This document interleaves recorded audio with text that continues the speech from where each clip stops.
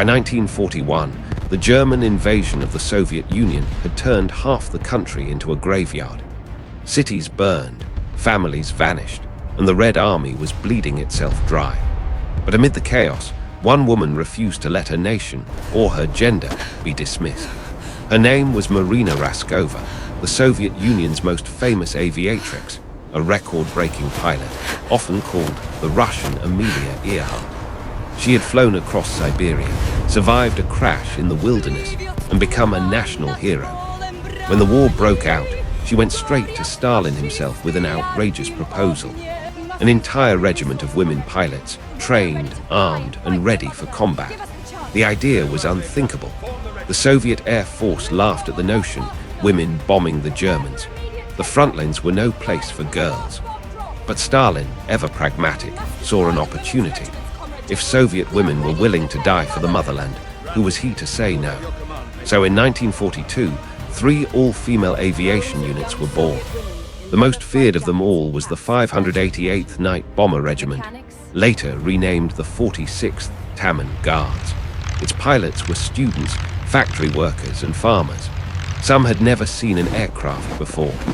They trained in freezing wind, slept in barracks with rats, and practiced flying in planes so fragile they could be torn apart by a strong gust.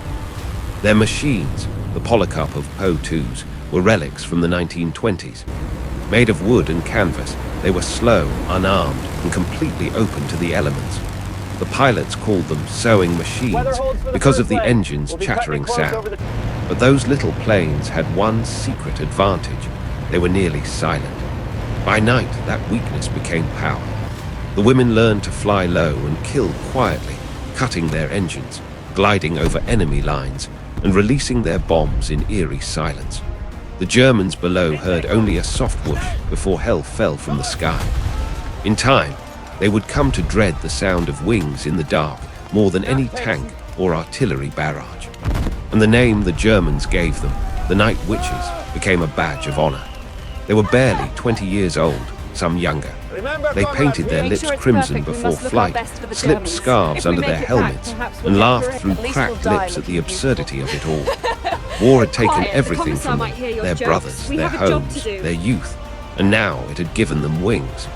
The 588th was commanded by Major Yevdokia Bashanskaya, a woman of steel wrapped in quiet grace.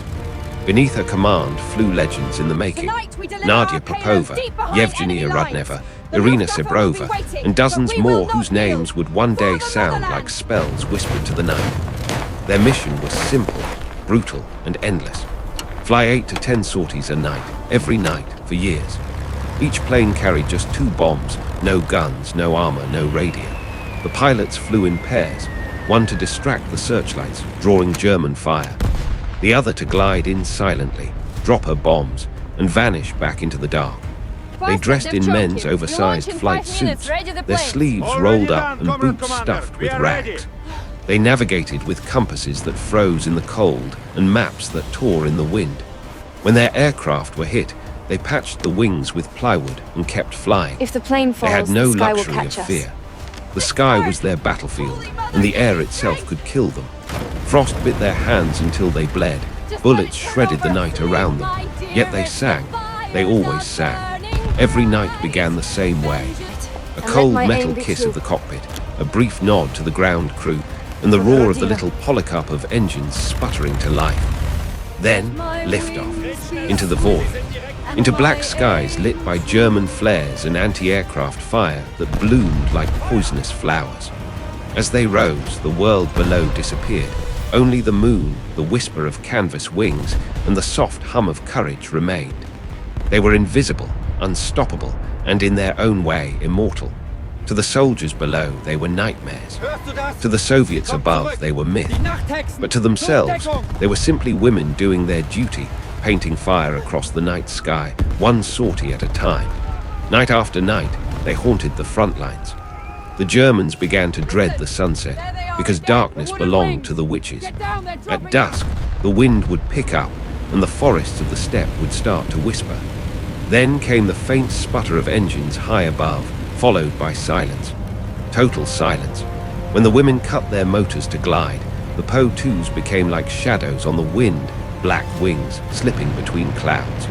The only sound was the soft whoosh of air over canvas. Then, a second later, bombs whistled down, smashing supply depots, fuel dumps and camps. Fires erupted, soldiers screamed, and the witches were gone before the echoes faded. The Germans tried everything. They set up spotlights, laid traps, filled the sky with flak. They even promised iron crosses to any pilot who could shoot one down. But the witches flew too low, too slow, and too cunningly for the Luftwaffe's modern planes. The Po-2's top speed was slower than a German stall speed, meaning enemy fighters literally couldn't stay behind them without crashing. The toy planes of women outwitted the Reich's best. The nights were merciless. Missions stretched till dawn. Frost turned their goggles opaque. They flew so often that their faces were permanently streaked with oil and windburn, their hands raw and blistered. Some came back with bullet holes in their wings, others with blood on their boots from shrapnel wounds. Still, they returned to the air before the blood dried. One night, pilot Nadia Popova flew 18 sorties in a single shift. Her plane was hit repeatedly. When she landed, she found 42 bullet holes in the fuselage and her navigator sleeping soundly beside the bombs. "We laughed," she said later, "because we were still alive." But it wasn't laughter that drove them, it was vengeance. Every woman in the regiment had lost someone. Parents executed, villages burned, homes erased. Every flight was a requiem and a promise that no invader would sleep peacefully on Soviet soil. By 1943, their reputation was legend. German troops began refusing to light campfires or speak above a whisper after dark. The soft swish of wings became psychological warfare, the sound of death wrapped in silk. And while the men at the front were showered with medals, the witches asked for nothing. Their reward was the dawn, the moment they returned alive, frost on their lashes, to see the first light breaking over a sky they had kept free. By 1944, the night witches had become the stuff of battlefield legend, not just in whispered fear among German camps, but in reverence across the Red Army. They'd flown over 24,000 combat missions, dropped more than 3,000 tons of bombs, and made the night itself a weapon. Yet their triumphs came at a terrible cost. Each sortie carried the same weight. Life or death balanced on canvas wings. The Polikarpovs were open cockpits. One tracer round could ignite them into torches. Many didn't come back. Sometimes they vanished into the dark without a sound. No crash, no flame, just absence. Their comrades would look to the stars and whisper their names, adding another ghost to the night. But the missions went on. In the spring of 1945, as the Red Army surged into Germany, the witches followed the front all the way to the Reich's doorstep.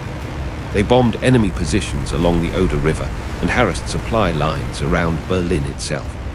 By then, they were flying through flak, so thick it turned the night sky into a glittering cage. One of their last sorties was over a Nazi stronghold on the edge of Germany. The target was heavily fortified, a web of searchlights, anti-aircraft batteries, and machine guns. As the first pair of planes approached, the sky erupted in white light. Shells burst around them, ripping the air. One plane burst into flames, spiraling earthward like a comet. The second pilot cut her engine, went dark, and drifted straight through the crossfire, invisible, weightless, terrifyingly brave. She released her bombs, hit the target dead on, and glided back to safety on nothing but the wind and willpower. When the war finally ended, the women of the 588th landed their planes one last time. No fanfare, no parade, just silence. They stepped out of their biplanes, exhausted, hollow-eyed, and quietly victorious. In their final tally, 30,000 missions, over 1,000 tons of bombs dropped, 23,000 German soldiers killed, and 30 pilots lost. For their bravery, 23 were named heroes of the Soviet Union, the nation's highest honor. But medals meant little compared to what they had already earned.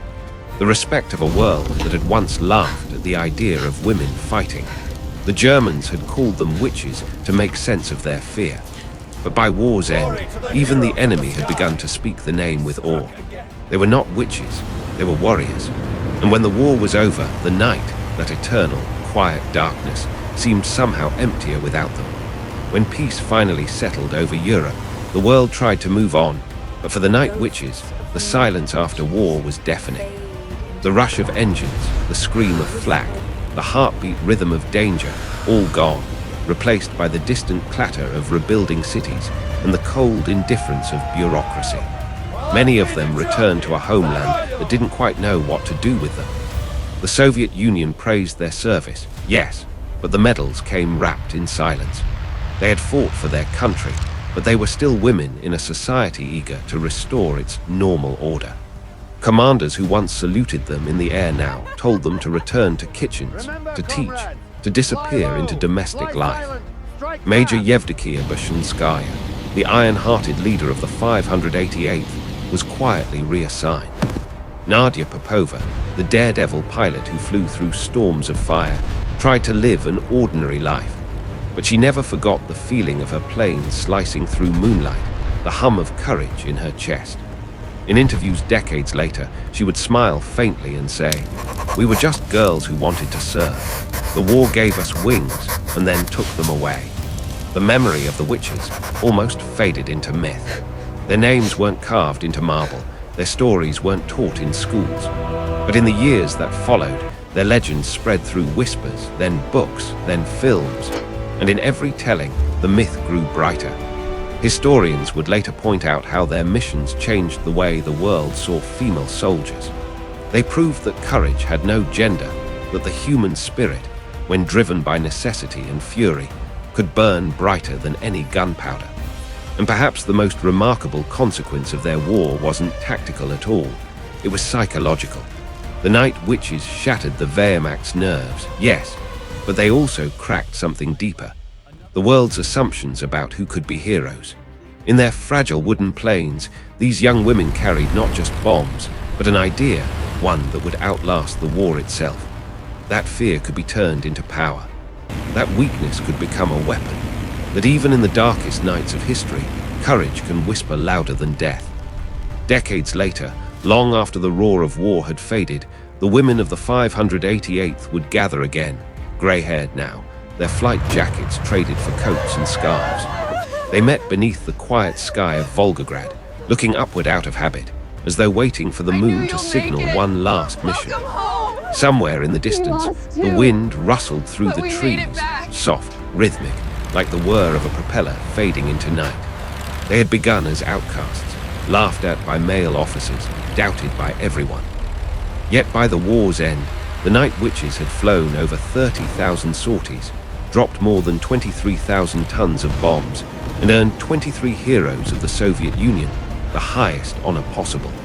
They de-terrified the enemy so deeply that German soldiers whispered, "You never hear them coming, only the bombs, and then the silence."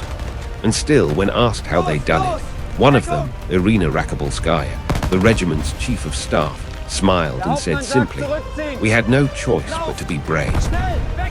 Their courage wasn't cinematic. It was cold and exhausting and ordinary in the most extraordinary way. They didn't fly to make history. They flew to survive, to fight for their homeland, to prove that strength was not a matter of muscle, but of will. The world eventually caught up. The Night Witches became symbols of resistance, of defiance, of what women could do when handed nothing but the sky and a mission. And perhaps that's the true haunting of their legend, not the terror they inspired in their enemies, but the awe they left behind. In the darkness of war, when every engine's roar meant death, they chose to fight not with thunder, but with silence. And in that silence, they became eternal.